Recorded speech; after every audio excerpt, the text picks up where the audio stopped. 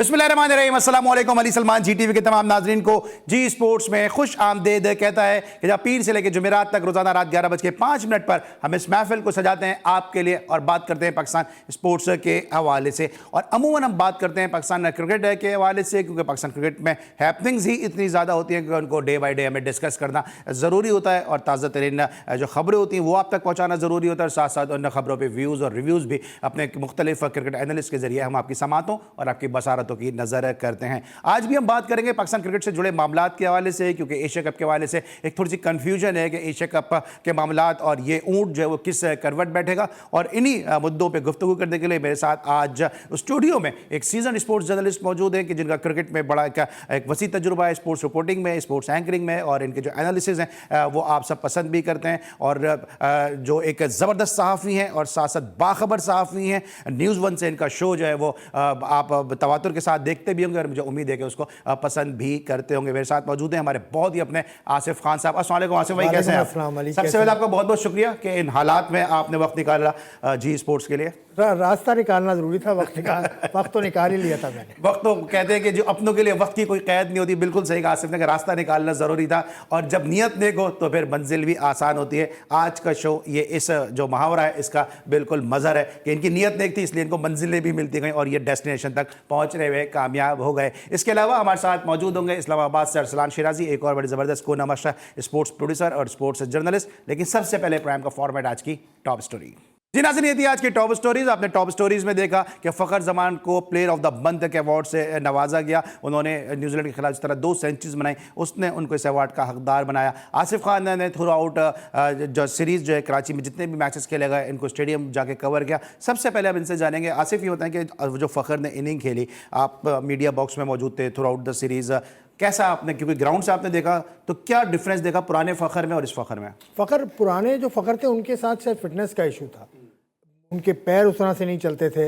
लेकिन ये वाले फ़खर जो हमने इस सीरीज़ में देखा वो काफ़ी निडर जैसे खेलते हैं, उस तरह से वो खेले और बहुत चारों तरफ ग्राउंड के स्ट्रोक्स फ़खर ने खेले, लेकिन चांसेस भी उनको मिले। वो फ़खर का स्टाइल है। यहाँ मैं एक और बात अली आपकी इजाज़त से करना चाहूँगा कि इसमें ख़वातीन जो खातून खिलाड़ी बनी है ना प्लेयर ऑफ द मंथ, वो थाईलैंड से उनका ताल्लुक है। ये बड़ी ज़बरदस्त पाकिस्तान को हराया भी था, अगर आपको याद है। पाकिस्तान को हराया भी था। ये तकरीबन हराने की पोजीशन में आ गई थी। जो वर्ल्ड कप का मैच हुआ था उसके अंदर वो शायद बारिश हो गई थी तो वो मैच मुकम्मल नहीं हुआ। थाईलैंड ने हराया पाकिस्तान को, थाईलैंड ने पाकिस्तान को। रमीज राजा उसके नेक्स्ट डे, अगर आपको याद हो, बाद में रमीज राजा ने, आपको याद हो कि उसके नेक्स्ट डे ही जब हमारे जख्मों पे जो था एक नमक सा छिड़क दिया था, उन्होंने फिर विमेंस लीग कराने का फैसला कर लिया था, अगर आपको याद हो तो।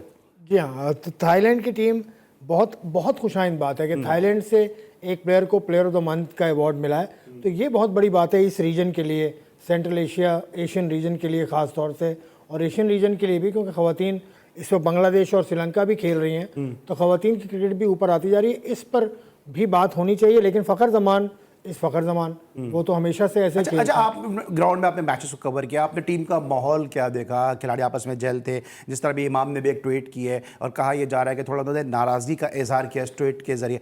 माहौल टीम का आपने क्या देखा?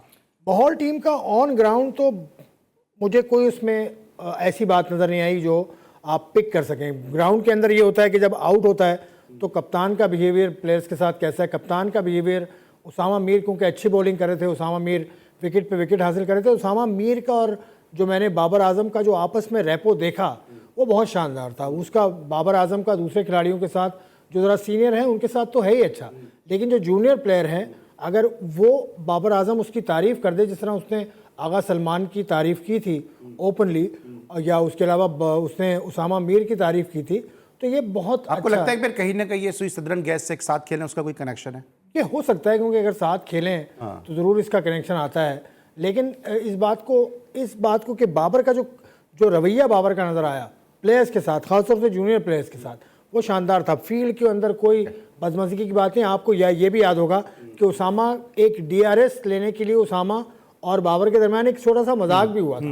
तो इससे अंदाज़ा होता है कितना इजी है बाबर इस वक्त। ठीक है। अच्छा, कुछ लोग ये भी तनकीद कर रहे हैं कि शाहीन शाह अफरीदी जब पाकिस्तान सुपर लीग में टॉप ऑर्डर में बैटिंग करते आते हैं तो फिर उसामा से पहले शाहीन शाह अफरीदी को आना चाहिए था। जहां मुश्किल सूरत आई वहां पे शाहीन शाह अफरीदी नहीं आए बैटिंग करने। शाहीन शाह अफरीदी बैटिंग में उन्होंने 1-2 इनिंग्स ही खेली हैं PSL के अलावा अगर बात करें। उनका मेन जो काम है वो बॉलिंग करना है। अगर वो बैटिंग ऑर्डर थोड़ा सा उनका आगे पीछे हो भी जाता है तो इतना कोई बड़ी बात नहीं है वो, क्योंकि वो तो ऑलराउंडर हैं या ऑलराउंडर कैटेगरी में अभी आए भी नहीं है वो, तो ये इतनी कोई बड़ी बात नहीं। उस वक्त सिचुएशन कुछ ऐसी होगी कि शाहीन शाह अफरीदी के ज़रिए के बजाय उन्होंने समझा हो कप्तान ने कि जो उसामा मीर हैं वो बेहतर रहेंगे, तो इस तरह की चीज़ें तो होती है। अब आसिफ थोड़ा सा आपको ना रस्से से बाहर लेकर आते हैं, क्योंकि प्रेस कॉन्फ्रेंसेज जितनी भी हुई हैं कराची में उसमें कोई ना कोई कंट्रोवर्सी, कोई ना कोई चीज़ें सामने आई हैं। आप प्रेस कॉन्फ्रेंस में मौजूद होते थे, क्योंकि खैर मुझे तो शर्फ हासिल है नहीं है क्योंकि पाकिस्तान क्रिकेट बोर्ड मेरा तो मीडिया कार्ड बनाने के लिए तैयार ही नहीं है, लेकिन आसिफ जो Sindh sport journalist association of Sindh के सदर हैं, ये हर प्रेस कॉन्फ्रेंस के अंदर मौजूद होते थे। ये प्रेस कॉन्फ्रेंसेज इतनी इस दफ़ा कॉन्ट्रोवर्शियल क्यों हुई है? इसमें पहला सवाल तो मेरा आपसे ये कि क्या क्रिकेट बोर्ड को नहीं चाहिए कि अपने प्लेयर्स को आपके शो में, मेरे शो में या और जितने दीगर स्पोर्ट्स के शोज में उनको आसानी के साथ आने की इजाजत दें, ताकि उनको ये पता होना चाहिए कि किस मौके पे क्या बात करनी है? देखिए, ये बात इसके दो पहलू हैं। इसमें आपका पॉइंट ऑफ व्यू भी गलत नहीं है। दूसरा व्यू पॉइंट कि अपने प्लेयर्स को बचा के रखें और प्रॉपर्टी पाकिस्तान क्रिकेट बोर्ड की है प्लेयर। तो अगर एक प्लेयर आपके टीवी पर आकर वही बात कर देगा तो पीसीबी का जो एक सोशल नेटवर्क है, सोशल मीडिया इस वक्त बहुत ज़रूरी है।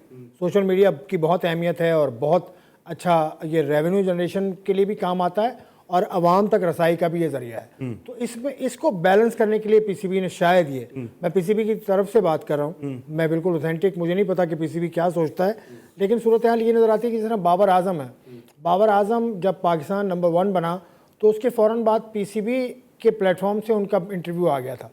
अगर आपके चाहते हैं कि आपके सामने बैठकर वो बात करें तो फिर आपके बाद मेरी भी ख्वाहिश भी ये होगी, फिर XYZ जितने भी टीवी चैनल्स हैं सबकी ये ख्वाहिश होगी। तो इसको बचाने के लिए पीसीबी के लिए फिर मेरे आसिफ आपकी बात बिल्कुल सही है, लेकिन कहीं ना कहीं फिर ये भी तो होता है कि प्लेयर्स को बात करने का पता नहीं होता। फिर उसके बाद मैं जब अभी ब्रेक पे जा रहा हूँ, जब वापस आएंगे तो फिर प्रेस कॉन्फ्रेंस में बैठ के बाबर आजम ये कहते हैं मुझे कप्तान बनने का पता नहीं है, मैं इससे लाइल्म हूँ। इमाम है वो पाकिस्तान की टीम कॉम्बिनेशन पे, कंपोजिशन के ऊपर बात करते हैं। और ये तो मैं करंट क्रिकेटर की बात कर रहा हूँ, जो फॉर्मर क्रिकेटर है उनको यही नहीं पता होता कि वो जो हरकत करने जा रहे हैं वो टीवी पे करने वाली है भी या नहीं है। हमने देखा कि जो फॉर्मर क्रिकेटर हमें इसी सीरीज के दौरान हमें टिकट्स फाड़ते हुए भी नजर आए और उन इंक्लूजन के टिकट फाड़ते नजर आए जो पाकिस्तान के लेजेंडरी क्रिकेटर के नाम से मौसूम थे। तो ये तमाम तर ये तमीज़, मैनरिज्म, ये कौन सिखाएगा? क्या ये पीसीबी की जिम्मेदारी नहीं है? पीसीबी के जो डायरेक्टर मीडिया है उनकी जिम्मेदारी नहीं है कि बताएंगे किस मौके पे क्या बात करनी है? क्योंकि एक बड़ी फौज रखी हुई है पीसीबी मीडिया डिपार्टमेंट ने, लेकिन उनका काम सिर्फ ये होता है कि खिलाड़ियों की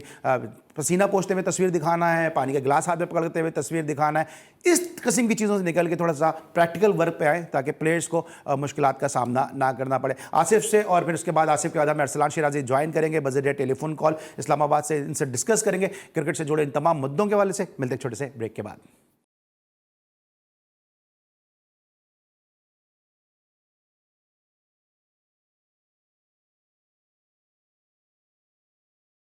welcome back after the break. और ब्रेक पर जाने से पहले हमारे साथ मौजूद आसिफ खान स्टूडियो में, और अब हमें ज्वाइन किया अरसलान शिराजी ने। कोना बख्शा ना सिर्फ स्पोर्ट्स प्रोड्यूसर भी हैं बल्कि स्पोर्ट्स जर्नलिस्ट भी हैं और पीटीवी न्यूज़ पे आप इनको गाहे बगाहे देखते भी रहते होंगे। अरसलान, सबसे पहले हम आपको शो में खुश आमदीद कहते हैं।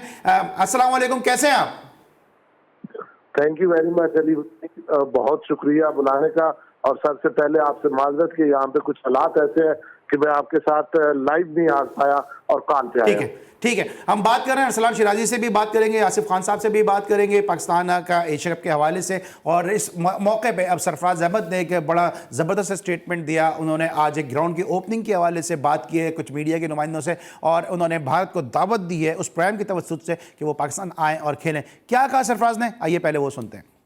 जिस तरीके से पाकिस्तान ने अपने क्रिकेट की बहाली की, अगर पिछले आप 6-7 सालों में देखें, पहले PSL आई, फिर वर्ल्ड 11 की टीम आई, श्रीलंका आई, जिम्बाब्वे की टीमें आई और फिर उसके बाद सारी टॉप की बड़ी बड़ी टीमें आई हैं। तो आई थिंक मैं नहीं समझता कोई जवाब बनता है किसी भी टीम को पाकिस्तान ना आने का। सारी टीमें टॉप की पाकिस्तानी टीमें आ चुकी हैं और मेरे ख्याल से ICC को और ACC को यहाँ पे जो है पाकिस्तान का साथ देना चाहिए। और जो भी टूर्नामेंट पाकिस्तान में जो इनकाद होना है उनका इनकाद पाकिस्तान में होना चाहिए। ये एक प्लेटफॉर्म है, जैसे आपने बताया कि भाई इंडिया यहाँ पे जो है हर टीम पाकिस्तान आ रही है। आई थिंक अपील करना नहीं है, हमारा राइट बनता है यहाँ पे क्रिकेट पाकिस्तान में आए और हमने बहुत स्ट्रगल की है। स्पेशली पाकिस्तान टीम ने, पाकिस्तानी क्रिकेट ने ने बहुत स्ट्रगल की है, क्योंकि उस थोड़े टाइम में जब पाकिस्तान क्रिकेट बाहर गई थी तो मैं भी उस टाइम पे पाकिस्तान टीम का हिस्सा था, और पाकिस्तान के प्लेयरों ने, पाकिस्तान क्रिकेट बोर्ड ने बहुत स्ट्रगल की है पाकिस्तान में क्रिकेट वापस लाने में, और इसमें आप सबका, हमारे सिक्योरिटी फोर्सेस का, इंटेलिजेंस फोर्सेस का, जवान का बहुत अहम किरदार अदा किया। इसकी वजह से पाकिस्तान में यहाँ पे क्रिकेट बहाल हुई है। तो आई थिंक इंडिया को बिल्कुल यहाँ पे आना चाहिए और हर उस टीम को पाकिस्तान को सपोर्ट करना चाहिए जो यहाँ पे खेल के गए। जिस तरीके से हम मेहमान नवाजी करते हैं, शायद दुनिया में कोई ऐसा मुल्क होगा जो कि मेहमान नवाजी करता है। देखिए, मैं ये समझता हूँ कि इंडिया को, हम ये तो ये बात ही ना करें कि इंडिया की टीम यहाँ नहीं आएगी, हमें इस अपने स्टांस पे आना चाहिए कि इंडिया को पाकिस्तान में आके क्रिकेट खेलनी चाहिए। जैसे पाकिस्तान के लोगों ने स्टीव स्मिथ को, जो रूट को, जेम्स एंडरसन को पाकिस्तान में खेलते हुए देखा, इस तरीके से पाकिस्तान के लोग जो हैं इंडिया पाकिस्तान का मैच पाकिस्तान में होते हुए देखना चाहते हैं। जी हाँ, बिल्कुल, पाकिस्तान के लोग जो है वो मैच देखना चाहते हैं, इंडिया पाकिस्तान का मैच देखना चाहते हैं। आसिफ खान साहब हमारे साथ मौजूद हैं। आसिफ, आपने सरफराज की गुफ्तगू सुनी और अभी 48 घंटे बड़े इंपॉर्टेंट हैं इस हवाले से कि डिसीजन सामने आए। देखिए, सरफराज ने जो बात की वो तो बात हर पाकिस्तानी यही कहता है, और उन्होंने जो एक बात की ACC और ICC को अपना किरदार अदा करना चाहिए, तो मैं यहाँ आपको बता दूं कि ACC और ICC इसमें कोई किरदार अदा नहीं कर सकती कानून के मुताबिक, क्योंकि दोनों ही काउंसिल्स हैं, फेडरेशन नहीं है। फीफा फेडरेशन है, फेडरेशन और काउंसिल में थोड़ा सा फ़र्क होता है। काउंसिल अपने मेंबर्स के ऊपर चलती है और फेडरेशन अपने मेंबर्स पे फैसला इम्पोज कर सकती है, गोल लाइन टेक्नोलॉजी वगैरह वगैरह। इससे पहले भी ऐसा हो चुका है कि इंडिया ने कमिट करके, या कमिटमेंट वो पाकिस्तान क्रिकेट बोर्ड के चेयरमैन उस वक्त के नजम सेठी साहब ने कहा था, लेकिन ICC की डिस्प्यूट रेजोल्यूशन कमेटी में जब ये गया केस, तो उन्होंने अपने हुकूमत की जानिब से एक परवाना दिखाया।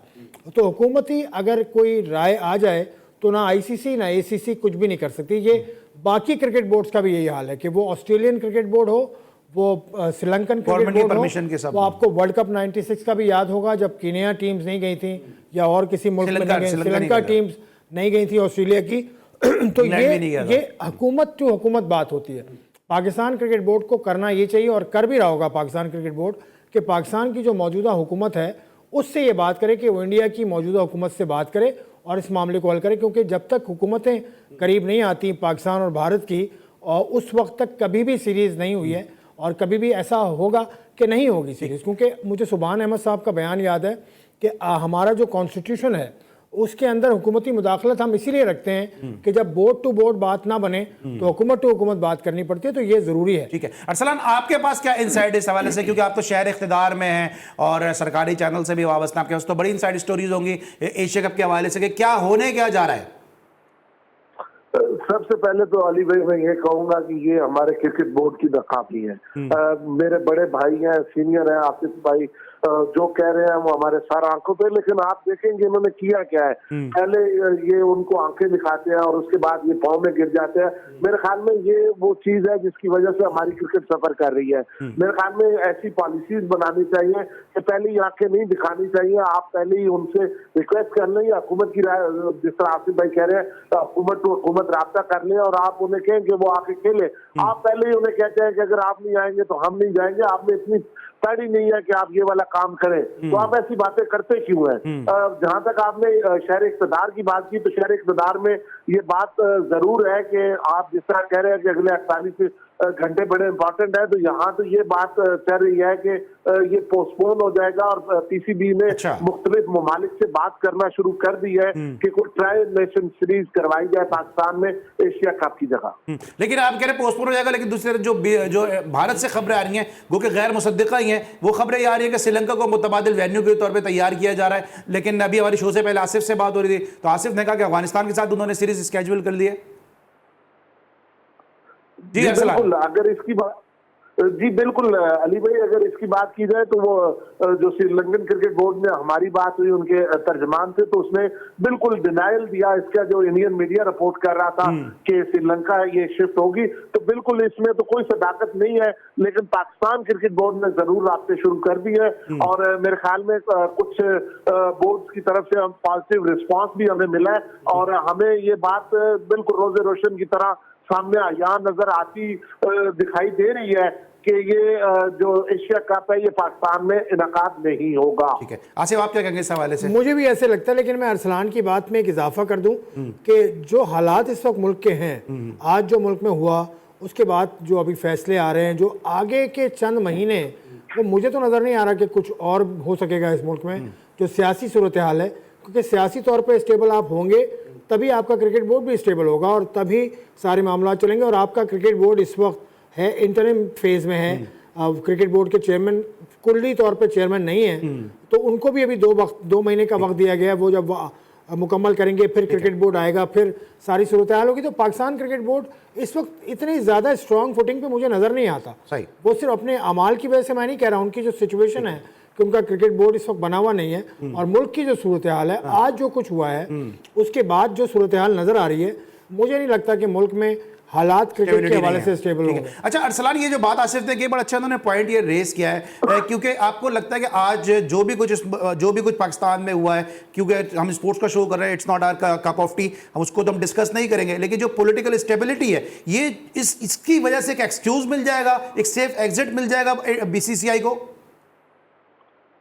तो देखिए अली भाई, अगर इसकी बात की जाए तो अगर आप पीएसएल के मैचेस की बात करें, जब पीएसएल के मैचेस लाहौर लेग हो रही थी तो उस वक्त भी कोई पॉलिटिकल स्टेबिलिटी नहीं थी। वहां पे इमरान खान साहब कर रहे थे, एहतजाज कर रहे थे और रैलियां निकाल रहे थे, लेकिन उस वक्त भी सारे इंटरनेशनल आज जो हुआ ना वो वैसा कभी नहीं हुआ। नहीं, लेकिन एक और बात यासिर, वो एक टीम थी ना कि आप 2 टीमों को आप आराम से कंट्रोल कर सकते हैं। अब 6 टीमों को कंट्रोल करना, मुख्तलिफ ममालिक के प्लेयर हैं, उनको उनके सिफारत खाने हैं, उनकी गवर्नमेंट इजाजत दे ना दे, तो ये थोड़ा सा एक कॉम्प्लेक्स सिचुएशन बन जाती है। लेकिन मेरे ख्याल में मैं इस वक्त शहर इक़्तिदार में मौजूद हूँ और जहाँ पे ये इवेंट आज हैपनिंग हुई, मेरे ख्याल में अभी चीजें बिल्कुल नॉर्मल हो गई हैं।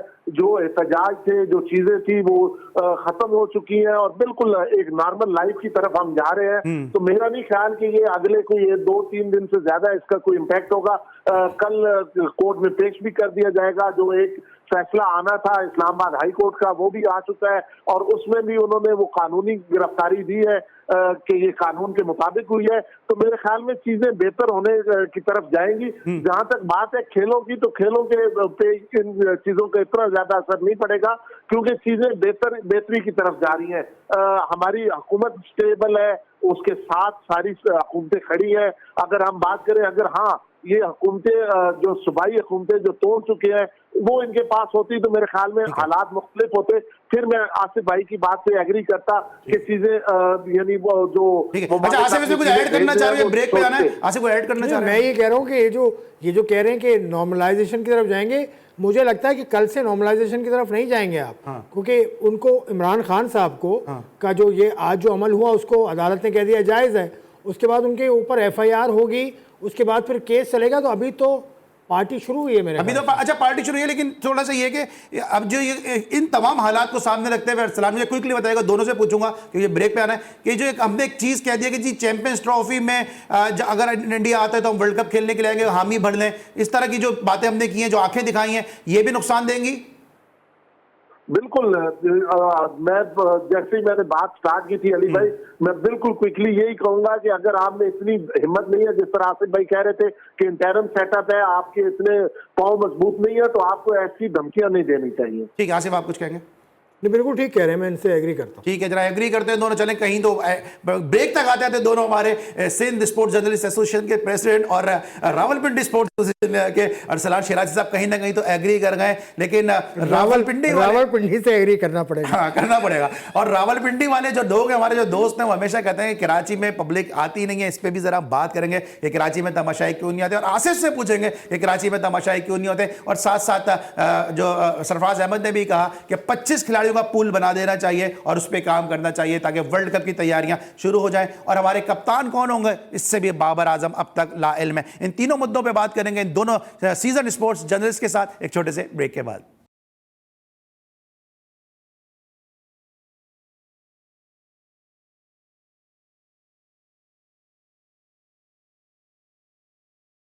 Welcome back after the break. और ब्रेक पर जाने से पहले बात करते हैं अरसलान शिराजी और आसिफ खान से पाकिस्तान टीम के मामलात के हवाले से। और आसिफ खान उस प्रेस कॉन्फ्रेंस में मौजूद थे जहां बाबर आजम ने कहा कि वो कप्तानी के हवाले से लाइल्म है। आसिफ, वाकई ऐसी कोई सूरत हाल थी कि बाबर आजम लाइल्म थे या सिर्फ उन्होंने डक किया उस बांसर को? मुझे लगता है बाबर ने सवाल को डक किया, वरना फिर और बातें निकलती। मुझे नहीं लगता कि बाबर आजम लाइल्म है या बाबर आजम को पता नहीं है कि उनकी आगे पोजीशन क्या होगी, क्योंकि क्रिकेट बोर्ड की जो इस वक्त पोजीशन है वो कप्तान ना लगा सकता है ना हटा सकता है इस वक्त। और वर्ल्ड कप जब 2 महीने गुजरेंगे तो वर्ल्ड कप और करीब आ जाएगा। उस वक्त बाबर आजम को हटाना तो एक अजीब सा फैसला होगा। तो Babar Azam is aware that he would be captaining the team in the world cup. अच्छा, आपने वहां पे प्रेस कॉन्फ्रेंसेस की होंगी क्योंकि कराची में मैचेस हुए और रावलपिंडी में मैचेस हुए। बॉडी लैंग्वेज आपने क्या देखी बाबर आजम की, और टीम की सपोर्ट उनको किस हद तक हासिल थी, पीसीबी की सपोर्ट उनको किस हद तक हासिल थी? क्या बाबर आजम के हवाले से उस वक्त जो ये र्यूमर्स आ रही थी इब्तिदा में कि उनको चेंज किया जाएगा, उस वक्त कोई ऐसी सूरत देखी थी आपने? देखिए अली भाई, मैं एक बात बड़ी क्लियर कहूंगा कि बाबर आजम ने एक ग्रुप बनाया हुआ है जिसे हम प्रेशर ग्रुप कहते हैं, जिसकी वजह से वो सरवाइव कर रहे हैं। No doubt he is a great batsman, अच्छा बैट्समैन है, अच्छे रिकॉर्ड बना रहा है, बट ही आप किसी के भी मुंह से सुनेंगे तो वो ये नहीं कहेगा कि ही इज अ ग्रेट कैप्टन, अच्छा कैप्टन नहीं है। तो अब मजबूरी है कि एक प्रेशर ग्रुप है और जब कोई कुछ करने लगता है तो ये ट्वीट भी करवाना शुरू कर देते हैं। बोर्ड ने कोशिश की कि किसी तरीके से इन्हें हटाया जाए। वह आपने शादाब खान की आखिरी प्रेस कॉन्फ्रेंस सुन ली थी अफगानिस्तान के मैचेस के बाद कि मैं तो उसका वजीर हूँ, वो मेरा बादशाह है और वही लीड करेगा। तो मेरे ख्याल में जब तक ये ग्रुपिंग रहेगी तब तक ये स्ट्रांग है। अच्छा अरसलान, अभी आपने ग्रुपिंग की बात, अरसलान आपने ग्रुपिंग की बात की, बहुत माजरत के साथ मुझे ये बात कहनी नहीं चाहिए, लेकिन आपसे एक दोस्ती भी, उसकी भी थोड़ी लिबर्टी का फायदा लूंगा कि अमूमन हम ये देखते हैं कि जो हमारे जो रावलपिंडी के जर्नलिस्ट हैं या पंजाब के हमारे जर्नलिस्ट हैं, वो बाबर आजम की जरा सी भी परफॉर्मेंस होती है तो वो एक ऐसा माहौल पैदा कर देते हैं कि जी आज बाबर आजम ने ऐसा कर दिया, अब कराची की जो माफिया है वो क्या करेगी। ये जो इस तरह की जो बातें सामने आती हैं, आप बड़े सीजनड हैं, बड़े सोबर और बड़े संजीदा किस्म के जर्नलिस्ट हैं, हम ये देख रहे होते हैं कि स्टेज आर्टिस्ट की तरह मिमिक्रियां भी नजर आ रही होती हैं, ताने भी दिए जाते हैं, माफिया के भी अल्फाज इस्तेमाल किए जाते हैं। ये किस तरह की जर्नलिज्म है? आप दोनों से मेरा सवाल ही होगा, पहले अरसलान आप बताइएगा। देखिए अली भाई, सॉरी टू से ये हमारी अपनी कमजोरियां हैं। आज तक मैंने ये वाली बात ना कभी लिखी है और ना मैं लिखूंगा, क्योंकि ये जो माफिया, ये हम दूसरों को भी मौका देते हैं कि इस पे बात करें। ये मेरे ख्याल में कुछ हमारे जर्नलिस्ट हैं जिनके अपने मफादात जुड़े हुए हैं कुछ प्लेयर्स के साथ। उन प्लेयर्स तो क्या ये बात सही है, ये बात सही है कि 3,000 रुपए पर ट्वीट, ये सिलसिला सही है? फिर ये जो आई थी कहानी, मेरे ख्याल में आपने थोड़ा उनका रेट बढ़ा दिया है, उनका रेट थोड़ा कम है। अच्छा ठीक है, क्या कहें आसिफ, आप क्या कहेंगे? नहीं, मुझे इस बारे में कोई नहीं, मैं आसिफ आप डक कर रहे हैं, बाबर आजम बन रहे मैं हैं। ये कहता हूँ कि हर फील्ड में कुछ अच्छे लोग होते हैं, कुछ बुरे लोग होते हैं। मसला ये है कि आपके ख्याल से अगर कोई मुवाफिक नहीं है ना तो वो आपको बुरा लगने लगता है। तो तनकीद है, उसको सहना, उसको सुनना, बड़े दिल का मुजाहरा करना, ये बड़ी अजीब अलग बात है। अब कप्तानी पे इसने बात की, अगर उसमें मुझे मौका दें, कप्तानी, क्योंकि कप्तानी शिराजी ना मैंने की है इंटरनेशनल मैच में कप्तानी, ना आपने की है। तो कैप्टन, मुझे जो लगता है कप्तान एंटीसिपेट करता है। जैसे इमरान खान ने वर्ल्ड कप 92 में एंटीसिपेट किया कि वसीम अकरम आएंगे और वो बॉल करेंगे और आउट हो जाएंगे। अगर वसीम अकरम उस वक्त 2 विकेट नहीं लेते तो इमरान खान कप्तान नहीं होते वर्ल्ड कप जीतने वाले, मुझे ये ख्याल है। तो मैंने ये देखा, अभी आखिरी जो मैचेस यहाँ हुए हैं कराची में, उसमें मैं बाहर बैठ के मैचेस मैंने देखे, तो हारिस रऊफ ने अगर फील्ड ली हुई है सिर्फ डीप स्क्वायर लेग पर और कोई भी फील्डर डीप में नहीं था ऑन साइड पे, तो हारिस रऊफ को बॉलिंग कहाँ करनी चाहिए आपके ख्याल में? लेकिन हारिस रऊफ वहाँ बॉलिंग नहीं कर रहे थे, उनको 2 या 3 चौके लगे ऑफ स्टंप पर। तो इसका मतलब है कि वो जो कप्तान उनसे चाह रहा था वो नहीं कर सके। यही सब कुछ शाहीन शाह अफरीदी भी अब कर रहे हैं। आप बॉलिंग में उनको देखते हैं, वो डेथ ओवर्स में खास तौर से शाहीन शाह अफरीदी में वो बात ही नजर नहीं आती। सही। और वैसे भी वो इतने अब ऐसे बॉलर नजर नहीं आते कि बहुत ज्यादा पेनिट्रेटिंग हो। रोमान रईस ने भी कहा है कि अगर वो पहले ओवर में विकेट ना ले तो इतने खतरनाक नहीं है। ये रोमान रईस का तो, अच्छा ये बताइएगा थोड़ा सा कि आप लोग, पहले मैं आसिफ से पूछता हूँ, आसिफ ये कराची में क्राउड क्यों नहीं आता है? प्रॉब्लम क्या है कराची में? इतने मैचेस कराची में दिए जाते हैं, जबकि मैं खुद जिस ज़माने में पीसीबी, जिस ज़माने में मीडिया का कार्ड बना देता था, मैं कमेंट्री भी करता था, T20 डोमेस्टिक T20 में स्टेडियम की छतों पर लोग होते थे। देखिए कराची का नेशनल स्टेडियम अभी इस मैच में भी मैंने देखा, और मैंने बाहर बैठ के, मैं फिर मैं आपको बता रहा हूँ, मैंने मैचेस देखे, तो जो विजन है, जो आपका जो नज़र है, वो काफ़ी दूर से आप बैठ के मैच देख रहे हैं। ये एक वजह है। दूसरा, जो हमारा स्टैंड था या जो हमारा गैलरी थी, उसके इस तरफ भी एक बड़ा सा स्टैंड बाहर निकला हुआ है, लेफ्ट साइड पर भी बाहर निकला हुआ है, राइट साइड पे भी निकला हुआ, तो वो विजन को ब्लॉक करता है। ये मसला है। विजन ब्लॉक करना मसला है कि ये बाकी तमाम के पार्किंग दूर है, खाने को नहीं, पीने को नहीं, कुर्सियां गंदी। ये तो मसला है, ठीक है, कि पार्किंग आपकी तकरीबन 2 किलोमीटर, तकरीबन 1 किलोमीटर, तो अगर आपको स्टिकर मिला हुआ है, रेड स्टिकर अगर आपके पास है, तो तकरीबन 800 मीटर की है पार्किंग। अदरवाइज ये मसला, बाकी फिर कुछ लेकर नहीं आ सकते, कुछ आप हर चीज़ 500 रुपए की बिरयानी मिलती है, हाँ। बॉटल पानी की 100 रुपए की मिलती है छोटी। अरसलान, क्या यही तमाम सूरत हाल वहां पे भी है? क्योंकि बड़े आसानी के साथ ये कह दिया जाता है कराची में क्राउड नहीं आता, कराची वालों के पास पैसे खत्म हो गए, ये वहां बैठ के आप लोग बड़ी आसानी के साथ कह देते हैं।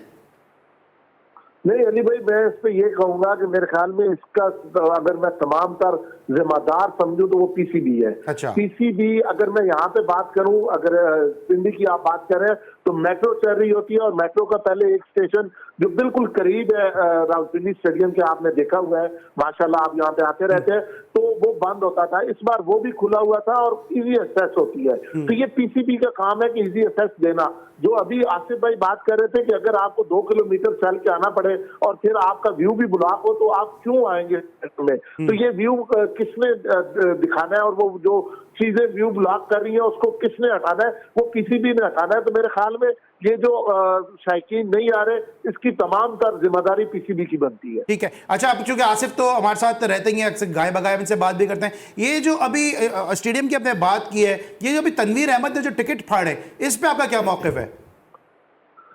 देखिए, जो भी यानी जिस इंस्टीट्यूशन ने या जिस चीज ने आपको इज्जत दी हो, उसको अगर आप इज्जत नहीं देंगे तो आपकी भी इज्जत नहीं रहेगी। ये ओछे, मैं तो यही कहूंगा, वो बड़े सीनियर है, मेरे से उम्र में बड़े हैं, लेकिन इस एक्सीडेंटों से अगर आपके व्यूज मिल जाते हैं तो आपको ऐसे व्यूज से इज्तनाब करना चाहिए। ठीक है, आप कुछ ऐड करना चाहेंगे आसिफ?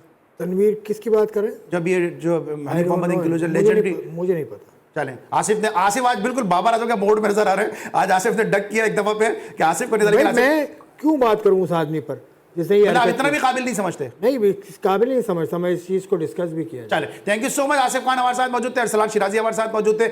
आज हमारी शो में आज हम रावलपिंडी के जो जर्नलिस्ट हैं उनका मौक़िफ़ आपके सामने रखे, और साथ साथ जो हमारे कराची के सीजन स्पोर्ट्स से जर्नलिस्ट हैं आसिफ खान साहब, कराची के हवाले से भी इनका मौक़िफ़ सामने रखे, क्योंकि एक इल्ज़ाम यह लगाया जाता है कि कराची में लोग मैचेस देखने नहीं आते, और आपने देखा कि अरसलान शिराजी के वाकई उन्होंने हक़ और सच की बात की है कि उन्होंने पूरा सिनेरियो को सामने लेकर आए कि क्यों कराची में लोग नहीं आते, और आसिफ ने भी बताया कि क्यों कराची में लोग नहीं आते। हमें उम्मीद है हमारी आज की कोशिश काविश आपको पसंद आई होगी। अली सलमान को पूरी प्रोडक्शन टीम के साथ इजाज़त दीजिए। अपना बहुत ख्याल रखिए। अल्लाह हाफ़िज़।